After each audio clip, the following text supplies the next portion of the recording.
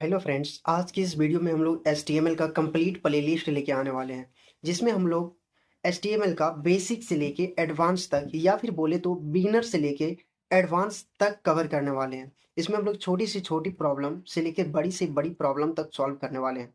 अगर आपको HTML या किसी भी कोई भी प्रोग्रामिंग लैंग्वेज की जानकारी नहीं है या फिर थोड़ी बहुत जानकारी भी है, तो यह वीडियो आपके लिए बिल्कुल परफेक्ट होने वाला है।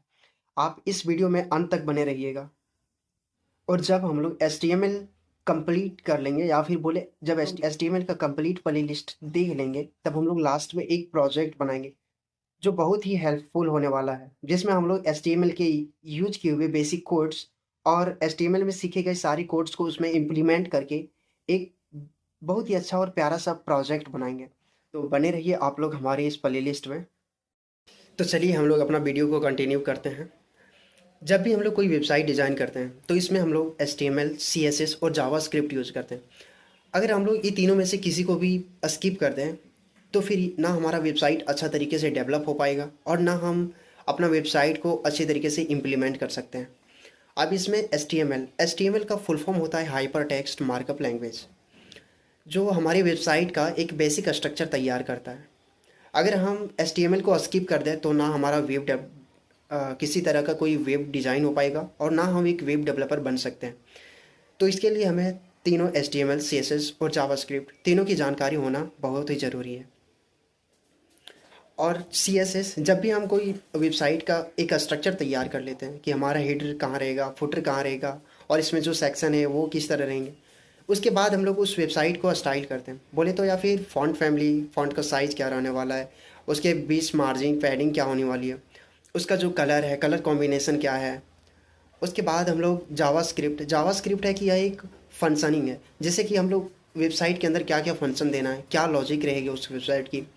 अगर हम लोग कोई बटन क्लिक करते हैं तो उसके बाद हम लोग का कौन सा पेज खुल जाएगा, और भी इस तरीके के फंक्शन के लिए हम लोग जावास्क्रिप्ट को यूज़ करते हैं। चलिए हम लोग एग्जांपल करके देखते हैं। जैसे कि हम लोग एक एग्जांपल के लिए फ्लिपकार्ट का वेबसाइट देखते हैं। तो हम लोग इसके लिए यहाँ पे सर्च करेंगे फ्लिपकार्ट।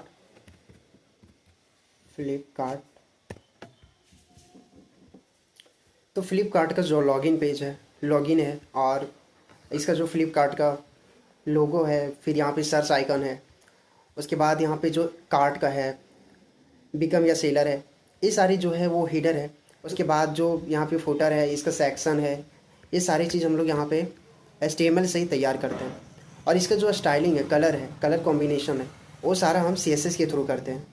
और इस जैसे कि यहाँ पे सर्च आइकन है, सर्च आइकन के बाद यहाँ पे जो लॉगिन है, इसके बीच में जो मार्जिन है, वो सारे हम CSS से करते हैं। यहाँ पे जो फॉन्ट फैमिली है, फॉन्ट साइज़ है, फॉन्ट कलर है, वो सारे भी हम CSS के थ्रू करते हैं। इसके बाद हम लोग का यहाँ पे जावास्क्रिप्ट है, जैसे कि हम लोग यहाँ पे लॉगिन बटन पर क्लिक करते हैं, उसके बाद हमारा यहाँ पे लॉगिन का अलग पेज खुल गया। तो ये सारा काम हमारा जावास्क्रिप्ट से होता है। जैसे हम लोग एक और एग्जांपल के साथ देखें तो जो कार मैन्युफैक्चरिंग कंपनी होती है, वो सबसे पहले एक कार का बेसिक स्ट्रक्चर तैयार करती है। जैसे कुछ इस तरीके का उसका स्ट्रक्चर है, ये हमारा HTML हो जाएगा, जिससे हम लोग किसी भी वेबसाइट का जो बेसिक स्ट्रक्चर है वो तैयार करते हैं। उसके बाद यहाँ पे CSS का यूज करके इसका स्टाइलिश कलर देता है। इसका जो पहिया होने वाला है उसका कलर क्या होने वाला है, मेरा जो पूरा कार रहेगा उसका कलर क्या होने वाला है, इसका जो ग्लास रहेगा उसका क्या कलर होने वाला है, और भी जो कलर कॉम्बिनेशन है वो सारा CSS से होता है। और इसके बाद जो कार का इंजन है वो कैसे काम करता है, उसके लॉजिक क्या है, उसका इंटरनल लॉजिक क्या है, वो कैसे काम कर रहा है, इसका फंक्शन क्या है, वो सारा काम हम जावास्क्रिप्ट के थ्रू करते हैं। इसके बाद हम लोग का यहाँ पे एक सवाल आता है कि हम लोग HTML के कोड को लिखेंगे कहाँ, where can we write the code of HTML। तो इसका सबसे पहले हम लोग आ तो नोटपैड में लिख सकते हैं या फिर कोई ऑनलाइन एडिटर, या फिर हम लोग कोई एडिटर के थ्रू लिख सकते हैं। अगर हम लोग नोटपैड में लिखते हैं तो उसमें बहुत सारी प्रॉब्लम्स क्रिएट हो सकती है, जिसे छोटी से छोटी मिस्टेक हमारा एरर दे सकता है। अगर आप चाहें तो आप नोटपैड में भी कोड लिख सकते हैं। नोटपैड में आपको ना तो किसी तरह का कोई बैकग्राउंड थीम मिलेगा, और ना ही आपको यहाँ पे कोई कलर हाइलाइट्स मिलेंगे, और ना ही आपको यहाँ पे किसी तरह का कोई सजेशंस मिलेंगे। अगर अगर आपके कोड में थोड़ी बहुत भी मिस्टेक्स होती है तो ये आपको सटीक आउटपुट नहीं दे पाएंगे। अगर आप किसी तरह का ऑनलाइन HTML एडिटर यूज करते हैं तो यहाँ भी आपको सेम प्रॉब्लम, ना तो किसी तरह का कोई कलर हाइलाइट्स मिलेंगे और ना आपको यहाँ पे किसी तरह का कोई बैकग्राउंड थीम मिलेगा और ना आपको यहाँ पे किसी तरह का कोई सजेशंस मिलेगा।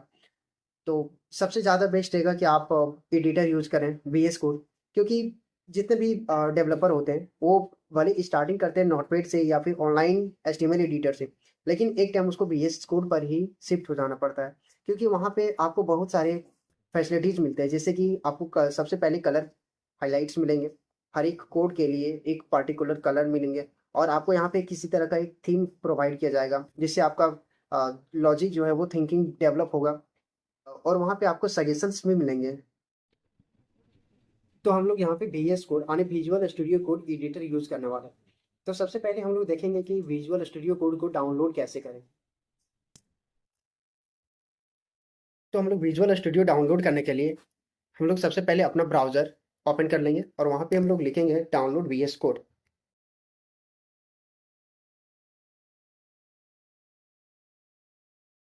Download VS code.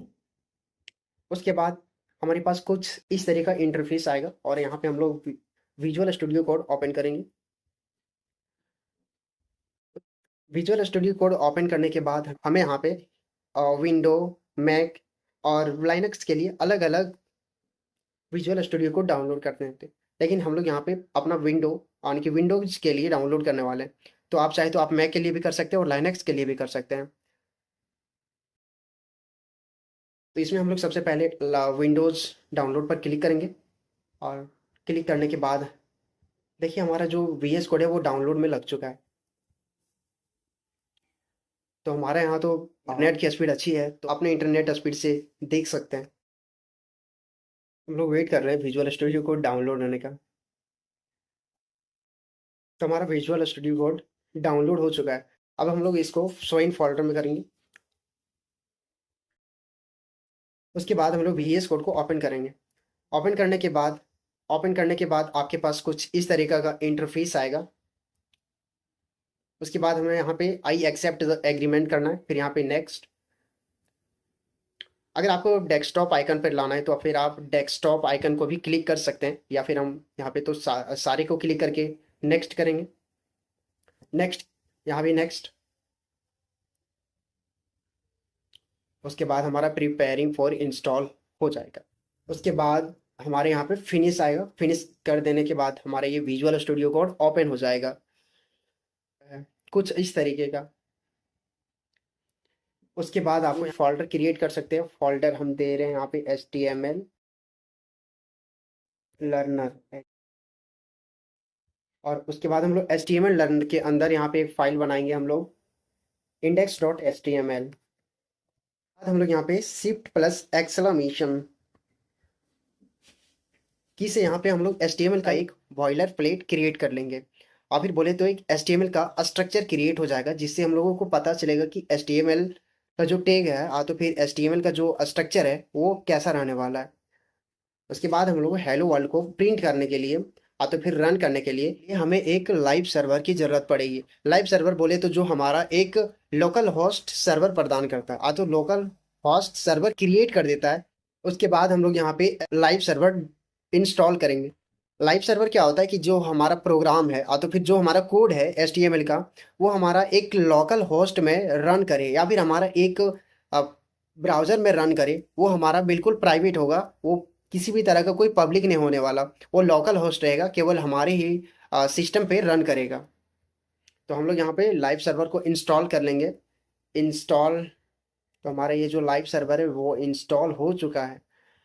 तो हम लोग यहाँ पे अब जो HTML का कोड है उसको Ctrl+S के थ्रू सेव कर लेंगे और इसको लाइव सर्वर से हम लोग रन करेंगे।